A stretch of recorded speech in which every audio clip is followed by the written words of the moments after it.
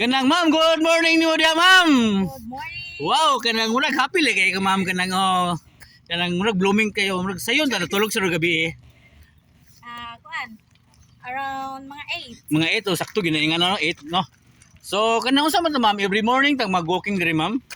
No, kanang usahay dili ra jud kay kanang nay mabisi ko sa work bitaw niya. Atiman pud sa mga bata, then kaya na naman ko'y duha ka estudyante, so every morning early jud mo mata kay magdigamo magingana. And then after ana duty na sad, so usahay maka-walking hapon or weekly ra jud ko. Weekly lang yan, weekend no. Sabado or Domingo na lang siguro, ngana no. Ngana ra jud.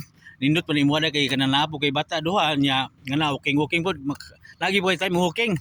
So ngaron ma'am, kay duty ngaron ma'am. Wala ko duty o Weekend so family day. Sa man ka nang private imo sa private ka ma'am or sa public imo private. So asa ka ta work man dito sa Tagbilaran ma'am. Kanang mura usa ma'am kanang unsa ta kanang cashier ta, kanang manager, kanang supervisor. Ha? All around na tanan. Dugay na ba ta trabaho ma'am? Almost mag 1 year na sad. 1 year, so yo okay na pod kay murag kuan dugay-dugay na pod ay. So unsa man happy ta sa trabaho ma'am? Okay ra pod ta diha? Of course, happy ra kayo. So kanang ikaw ba isa man imong bata day wali mo kuyoga or imong paris? Pahuway. Pahuway lang. Pahuway mga bata tulog pa.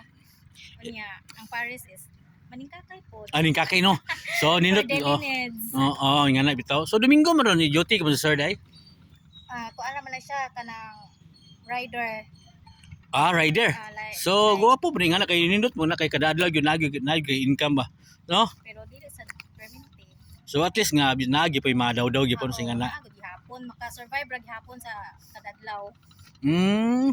Kanang usa po giganahan mo na sir ma'am kay kana mo imong gikuan kana Nani tanan so ingana ba garaon siya kanang kuan kiring nimo. Seryoso ra siya dili kayo garaon pero siguro sa gipangita sa bae naara gyud niya tanan. Pero so lipindi po sa bayi no. So good kanang congrats sa inyong relasyon nga ana kanang dugay na po ni sir no mga 19 years. So magkakita siya karon ma'am kanang unsa may imong ikasulti niya? Amping kanunay o wow. Nindot era gyud. So kanang kuan ma'am kanang unsa man to ma'am kanang nakaagi po ta uyab sa una ma'am? Ay uoy. Bitaw.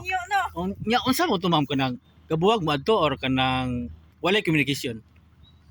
I mean katong ex. Ex na mo sana. Kuan. Nawadaan ra communication. Lisod pa ba sa na is wala pa isa. Wala pa cellphone no. Apay communication no. So unsa mo to kanang nihilak pag adto ma'am pag kuan niyo? Ngana? So dili kay mo kasiyo tiguyog dili mo love kayo ba no? So ngana. Siguro murag dili pag gitingon nga seryoso kaayo kay mga high school pa. High school pa. So ngana day okay. Ay uban kay kanang bitong muhilak taman-taman nya maabot og 1 year usa pa maka-move on. Dili ra. Dili ra. Depende ra na sa kuan. Depende sa kuan day. Depende ra na sa depende ra na nimo sa paghandle sa sitwasyon. Okay, kanang nindot sige atong love life ni ma'am. So kuan ma'am kanang kinsa shout out to diha ma'am be? Shout out kani kinsa man mo pares yung mga anak silingan or kauban sa trabaho? Shout out at anak ko ang kinakusgan nga banal si Windes. Wow!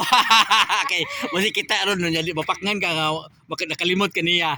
Okay, so thank you ka sa tong interview ma'am. Good morning nimo diha ma'am. Good morning sir. So